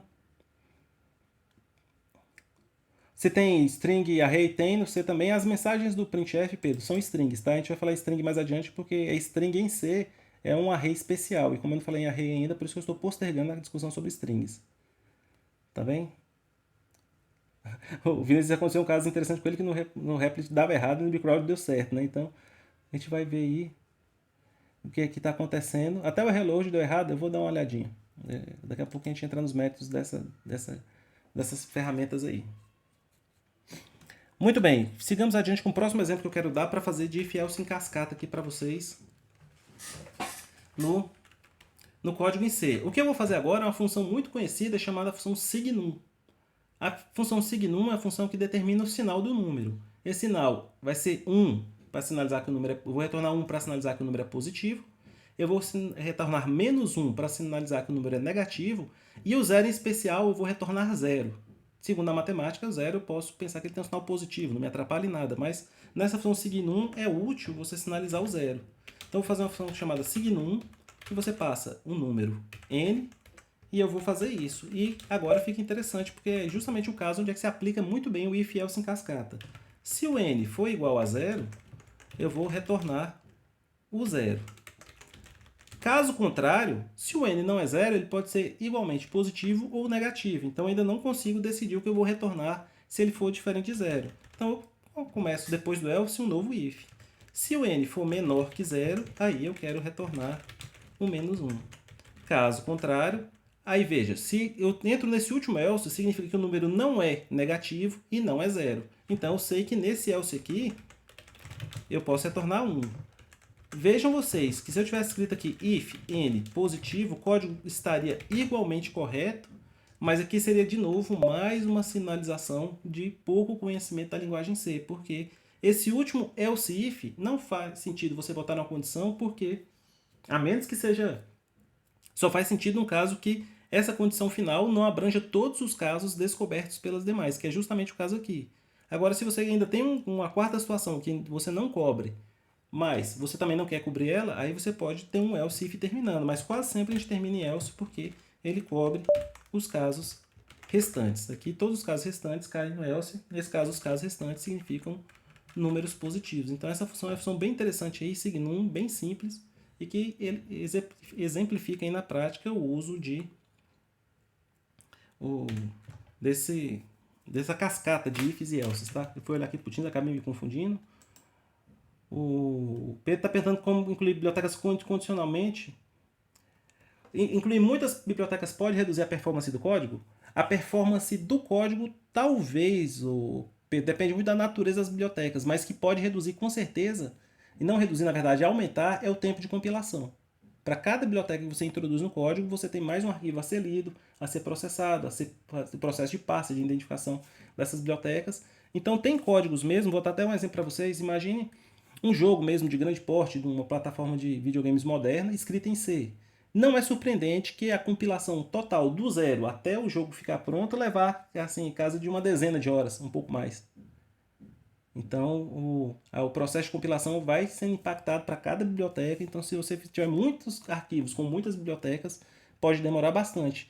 Os exemplos didáticos aqui são todos instantâneos, né? Mas se você começar a entrar aí na casa das milhares de linhas, já não é mais tão instantâneo. Eu tenho um software que eu escrevo aqui com os estudantes que, a depender da máquina, vai uns 3 minutos de compilação. Tá bem? No C++ tem um problema até mais grave com essas bibliotecas que no C não tem. Aí atrasa mais ainda. Temos mais novas participações aqui do André, do Bruno e do Vinícius. Nessa ordem, vamos primeiro falar com o André. Oi, André. Ah, não, desculpa, professor. Eu esqueci de Esqueceu? abaixar. Ah, sem problema. Aí o Bruno também baixou, então vamos conversar com o Vinícius. Boa tarde, Vinícius. Pode falar. Boa tarde, professor. Aí no Signum, no último else, eu Isso. poderia tirar o else e só deixar o return? Poderia? Porque- Poderia. Inclusive, eu costumo escrever assim, ô Vinícius. Por que que vai acontecer? Se eu cair em qualquer uma dessas duas condições, o procedimento vai ser encerrado, né? Se eu não cair em nenhuma delas, ele vai vir para cá naturalmente e encerrar. Então, sua observação está perfeita. Poderia sim, e seria de bom tom. E o que é legal? Porque aqui eu tenho uma visualização que esse retorno aí vai encerrar meu procedimento se ele não tivesse sido interrompido anteriormente. Legal, boa Beleza. participação do Vinícius. Eu vou escrever um outro código, pessoal, para aproveitar que a Signum está aqui. Olha só, uma fácil aqui que vocês vão entender. Eu quero escrever uma rotina que me diz quantas são as raízes reais de um polinômio de segundo grau. Então, quantidade de raízes, eu posso ter reais ou nenhuma, ou uma, ou duas, né? Então, o nome do meu método vai ser grandão, mas é exatamente o que ele faz. Número de raízes reais. O polinômio de segundo grau, eu vou considerar que ele tem coeficientes inteiros, tá? E vou fazer mais uma assunção aqui que a pessoa que vai usar essa rotina, ele vai ter que assumir que esse é um polinômio de segundo grau. Tem outras maneiras de representar um polinômio de segundo grau, mas o que eu quero mostrar aqui é seleção, não é entrar nos métodos de estruturas de dados. Então eu vou assumir que quem chamar essa função já sabe que o A não é zero. Porque um polinômio de segundo grau, o A com certeza não é zero. As outras duas constantes aí, o B e o C, podem eventualmente vir a ser zero. Que se o A for igual a zero, eu tenho um polinômio de grau 1 ou eventualmente uma constante, né? A gente podia tratar isso aqui à parte, mas o que eu quero mostrar agora é o seguinte. Para calcular o delta, a gente sabe que é o delta da equação da fórmula de Bhaskara que determina quantas são as raízes reais. Se o delta for igual a zero, eu tenho exatamente uma raiz real distinta. Se o delta for positivo, duas raízes reais. E se o delta for negativo, eu só tenho duas imaginárias, eu não tenho nenhuma real. Então, long delta. Eu vou botar o long por quê? Porque o delta envolve uma multiplicação de um inteiro por ele mesmo. Pode dar overflow. Então, vou pegar um tipo de maior capacidade para calcular b ao quadrado menos 4ac, que é a fórmula do delta, segundo a fórmula de Bhaskara. E, conforme a gente sabe da matemática, eu vou replicar aqui. Se o delta for igual a zero, eu tenho exatamente uma raiz real. Se o delta for negativo, eu não tenho nenhuma raiz real. Caso contrário, eu retorno 2. São duas raízes reais, delta positivo. Muito bem. Veja a implementação dessa função que eu acabei de implementar com a função signum. Vocês conseguem enxergar alguma semelhança?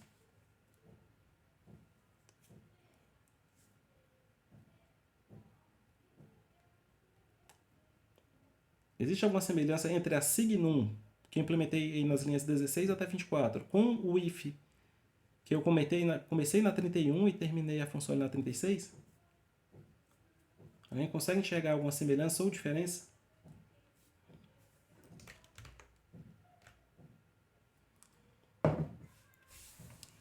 A estrutura do if é bem parecida, né? Muito, as comparações são as mesmas, né? É. Se a gente trocar n por delta ali, é a mesma coisa. O que é diferente? Além disso.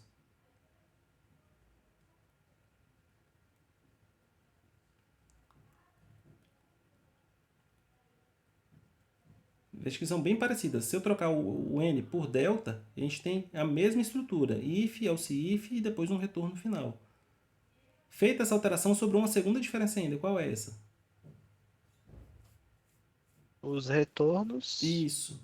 Os retornos são diferentes, né? Eu retornava 0, menos 1 e 1, aqui eu estou retornando 1, 0 e 2. Identificadas semelhanças e diferenças, e esse processo de identificar semelhanças e diferenças é bem típico do programador e volta para aquele aspecto que eu conversei com vocês no segundo encontro, né, da capacidade de solução de problemas. E uma das habilidades que a gente desenvolve resolvendo problemas é começar a identificar problemas que são semelhantes. Problemas semelhantes podem ter semelhanças nas suas soluções. Como é que eu posso substituir essas 6 linhas, 31 a 36, por uma única linha, se eu me valer da signum?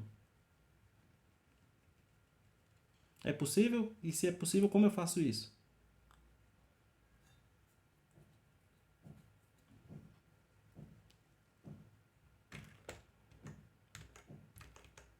Pega o signum do delta, né? Exatamente. Vou pegar o signum do delta. E o que eu vou fazer com o signum do delta?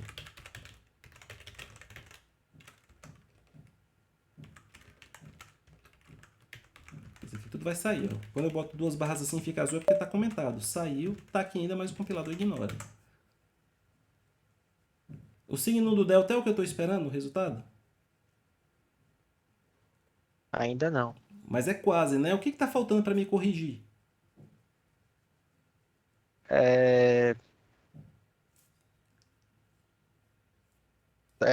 Né, retornar o 2 quando for positivo. Isso, Quando for negativo, retornar menos, né, 0, no caso, né? isso. Quando for 0, retornar 1. Isso, exatamente. Veja que você falou em voz alta agora, talvez dê para ver a semelhança, né? Eu poderia, se eu pegar, tiver que fazer de novo um if else para separar esses 3 cenários, eu vou cair no caso aqui de baixo. Mas olha só, quando for 0, eu quero retornar 1. Quando o retorno do signum for 0, eu queria retornar 1. Quando o retorno do signum for menos 1, eu quero retornar 0. E quando o retorno do signum for 1, eu quero retornar 2. Ou seja, eu quero retornar justamente o mesmo valor, só que uma unidade maior. Faça uma comparação aí. Ó. No lugar do 0, eu passo para 1. No lugar do menos 1, eu passo para o 0. No lugar do 1, eu passo para 2. Então, eu posso substituir toda essa cadeia aqui pelo signum delta. Então, em vez de reescrever esse trecho, que era, como eu falei, a gente tem que evitar ao máximo escrever código repetido. Isso é quase uma repetição desse código aqui. Então, eu posso me valer dele, se ele tiver à minha disposição, e só fazer a correção dos retornos. É o signum delta mais 1. Então, essa função aí calcula o número de raízes reais de um polinômio dado por aqueles coeficientes a ao quadrado,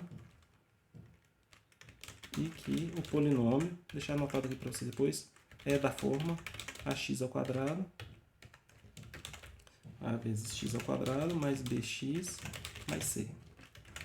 Certo, pessoal? Então, naturalmente, eu mostro isso para quê? Nesse primeiro momento, não é que você tem a obrigação de saber fazer todas essas substituições que eu tenho feito. Mas primeiro você saber que elas são possíveis e que se você vislumbrar a possibilidade de evitar uma repetição ou de usar excessivamente condicionais, você vai ter um certo ganho, né? Deixa eu mostrar para vocês mais um operador para a gente finalizar hoje, que ele é um operador fácil de entender porque ele é um caso especial de if else. O switch eu pensei que ia dar tempo de fazer hoje, mas a gente não está correndo. Vamos devagarzinho, a gente faz o switch na quarta-feira. Para a prova o if else é suficiente e a prova ainda é na sexta, né? E para fazer a próxima lista também o if else é suficiente. Então eu vou mostrar para vocês o operador ternário. Eu particularmente uso muito o operador ternário, é um operador que eu gosto demais. Tem gente que ignora o operador ternário porque tudo que você faz com ternário dá para fazer com if else. Mas eu gosto dele da capacidade de concisão que ele tem para escrever código. Então a sintaxe do operador ternário, lembra que a gente vimos operadores unários que tinham um único operando, operadores binários que tinham 2 operandos e um operador ternário terá 3. E quem são os 3 operandos do operador ternário? O primeiro deles é uma condição, que é como a condição aqui, que é uma expressão booleana, ela tem que ser avaliada ao fim do seu retorno como verdadeiro ou falso, tá certo? Então, mesmo caso, booleana, mesmo caso do if. Se essa condição for verdadeira, o valor do operador ternário é o valor que segue a interrogação. Então, quando você fizer essa pergunta, vale essa condição? Se vale, então o valor que eu tenho para esse operador é o primeiro. Caso contrário, aí você tem o valor se a condição é falsa. E fecha com ponto e vírgula. Então, ele é como se fosse um if else sintático. Sintático não, é sintético, pequeno. Por quê? Eu tenho uma restrição. Esses 2 valores devem ser de mesmo tipo. Ser de mesmo tipo. Então, isso é uma restrição que o if não tem. Então, não dá para substituir todo o if else por ternário, mas dá para substituir qualquer ternário por if else. E o uso mais comum do operador ternário é você avaliar uma condição e escolher entre dois valores, e esse valor será o valor que será posto em uma variável. Então, você vai ser atribuído a uma variável, né? Então, você quer passar um valor para uma variável, mas esse valor pode ser um entre dois, e a condição te ajuda a discriminar quais são entre esses dois valores que você vai botar na variável. Deixa eu mostrar para vocês um código que vai ilustrar bem essa questão do operador ternário, que é o seguinte.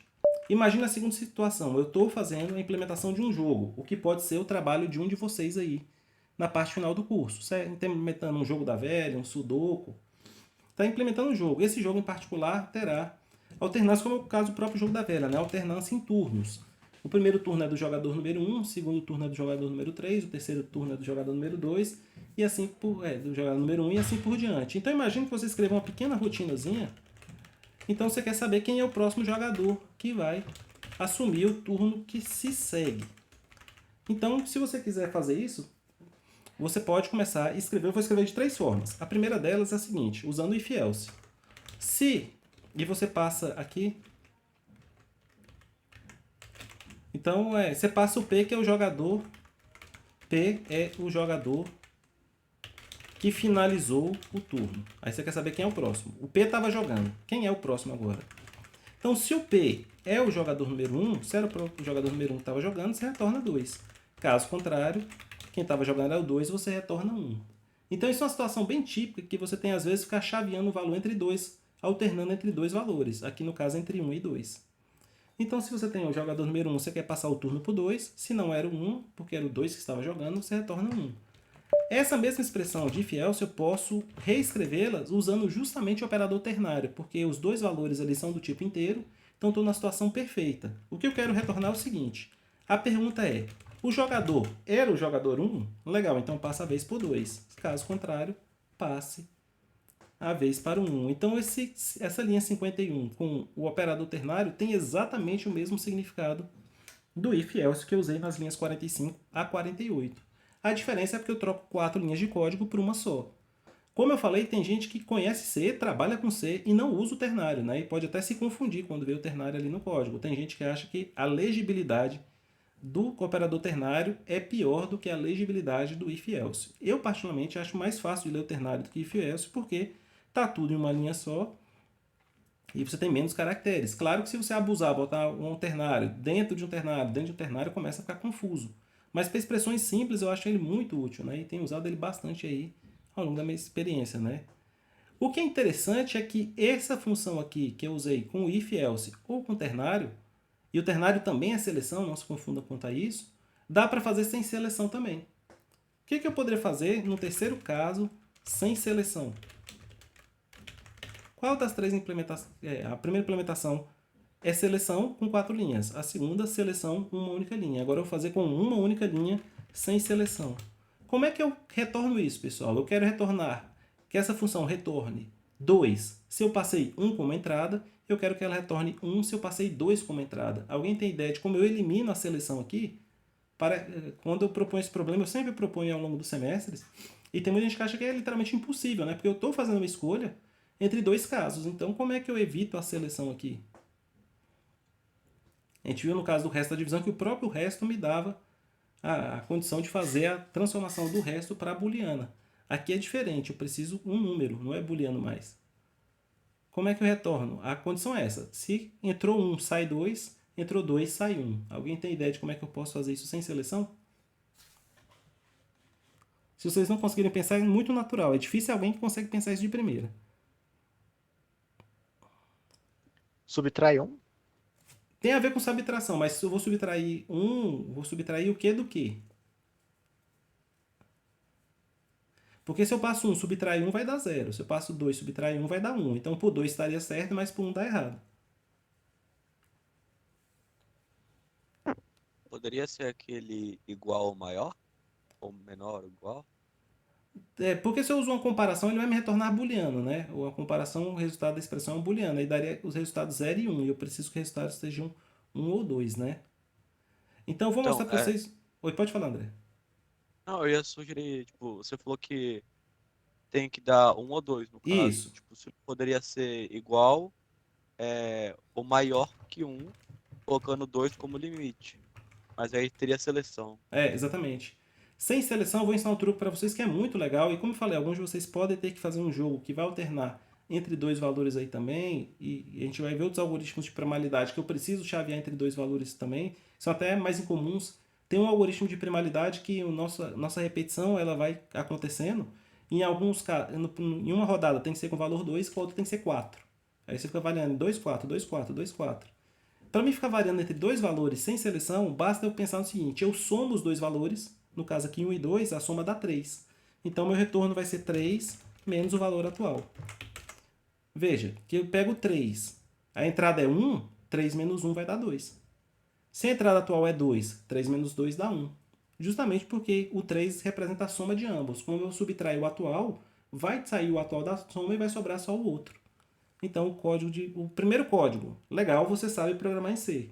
Segundo, você sabe C e conhece inclusive o programador ternário e sabe escrever o código mais compacto. Terceiro, cara, você sabe C a ponto de evitar. E aqui veja que nem é C, é você já conhecer um pouco mais de matemática, de solução de problemas, de modo que evita a seleção. Você acelera o código, você reduz o número de caracteres, veja que o primeiro aqui tem um bom número de caracteres, a primeira solução, a segunda tem menos, e a terceira tem, fora o retorno, 4 caracteres, né? 3 menos o P e o espaço, né? O ponto e vírgula. Não estou contando os espaços, que os espaços poderiam ser eventualmente omitidos. Então, é uma alternativa. Hoje, fiquem tranquilos, se vocês souberem fazer isso aqui, vocês são excelentes alunos de APC, podem lograr a aprovação com o SS e seguirem o curso feliz da vida. Mas, de novo, então para que eu estou mostrando o 2 e o 3? Para que vocês tenham perspectiva, com a cabeça já sair daqui com a cabeça aberta. Olha, o que eu sei é legal, mas tem mais. Tá certo? Para finalizar a parte teórica de hoje, a gente tem 20 minutos para trabalhar no acesso ao background. Mostrei para vocês duas formas de fazer seleção. O if, que é a mais universal, o if é suficiente. Se eu tivesse só if em C, já daria para fazer programas. A parte da seleção estaria resolvida. Mas eu tenho um operador ternário também, que é a versão compacta do if, quando os valores são dois valores, só que eu quero escolher entre dois valores de mesmo tipo, e uma condição decide entre eles. Então é muito bom quando eu quero fazer um retorno imediato, ou decidir o valor de uma variável, eu posso usar aí da questão do operador ternário. Às vezes, não é sempre, e você tem possibilidade de eliminar a questão da seleção, se você conseguir enxergar bem as propriedades do problema. Eu mostrei 2 exemplos para vocês. Sempre que tiver possibilidade eu vou mostrando outros. São coisas que eu aprendi com outras pessoas, coisas que eu aprendi estudando, coisas que eu aprendi vendo na prática mesmo, na minha prática de programação. Então, demanda um pouco aí de experiência. Por isso que eu não posso me furtar já de mostrar para que vocês já possam ter ideia que eles existam e que você vá se absorvendo essas ideias, né? Quando eu dava o curso de AD, um estudante recentemente botou isso no LinkedIn, né? Até me citou, até agradeci e respondi lá, que ele falava, né, que nos cursos de estrutura de dados ou de programação competitiva eu costumo fazer a seguinte pergunta em aula. Na primeira, quem sabe programar aqui, por favor, levante a mão. Então, o colega até agora falou, você não faria essa pergunta se não tivesse alguma coisa associada, né? Mas tem colegas, principalmente os que passam com SS em APC, que é o pré-requisito da disciplina, levantavam a mão. Eu sei programar, porque já trabalhavam, né? E eu falo, anote mentalmente aí quem levantou a mão agora, que eu vou tornar a fazer essa pergunta no fim do curso. E no fim do curso, quando eu perguntava, todos que disseram que sabiam programar, respondiam que não sabiam programar mais. Aí você fala, o curso foi para desaprender? Na verdade, eles saíram do curso programando ainda melhor do que programavam no primeiro momento. E por que eles mudaram de opinião? Porque quando você vai vendo o que ainda há para aprender, você começa a ganhar aquela humildade de saber, peraí, ainda não sei tudo. Então, saber lidar com a linguagem de programação, compilar um código, escrever uma rotina, fazer um teste, isso aí, muita gente sabe. Mas programar no sentido de resolver problema, de escrever código eficiente, de conhecer as nuances, os perigos que você pode assumir, isso tudo demanda tempo e experiência. Por isso que a gente sempre responde, sabe programar não. Porque realmente a gente sempre está na caminhada. Eu estou aí há 20 anos, como vocês sabem, e continuo aprendendo diariamente. Ainda tem muito para aprender a programar ainda, né? Então a postura não para você então ficar sem confiança, né? Você não vai, claro, na entrevista de emprego você vai falar que sabe programar naturalmente. Mas você ter essa percepção que aquilo que a gente sabe é legal, mas ainda dá para aprofundar um pouquinho mais, tá? Muito bem, senhores e senhoritas, foi sobre seleção. Ficou faltando o switch, que os colegas até citaram no código. Eu já tinha previsto a aula de switch para segunda-feira mesmo. Hoje eu queria falar só de ternário e de if. Mas como vamos fazer o simulado na segunda, Eu ia antecipar o switch para hoje, mas não tem problema, a gente faz o switch na quarta-feira, junto com uma parte que é bem tranquila, que eu vou só apresentar funções úteis que estão na biblioteca padrão do C, que você pode usar para construir as suas expressões. Na sexta-feira, o nosso encontro é a prova. Tá bem? Eu vou finalizar então a gravação que vai para o YouTube e vou ajudar os colegas que ainda estão tendo dificuldade para entrar no Bcloud ou para entender por que não está passando o código do Reload, como o colega citou aí no chat, tá bem? Então tá finalizado aqui. Segunda-feira a gente continua com mais uma estrutura, com o simulado, e na quarta-feira a gente passa por switch, a próxima estrutura de seleção.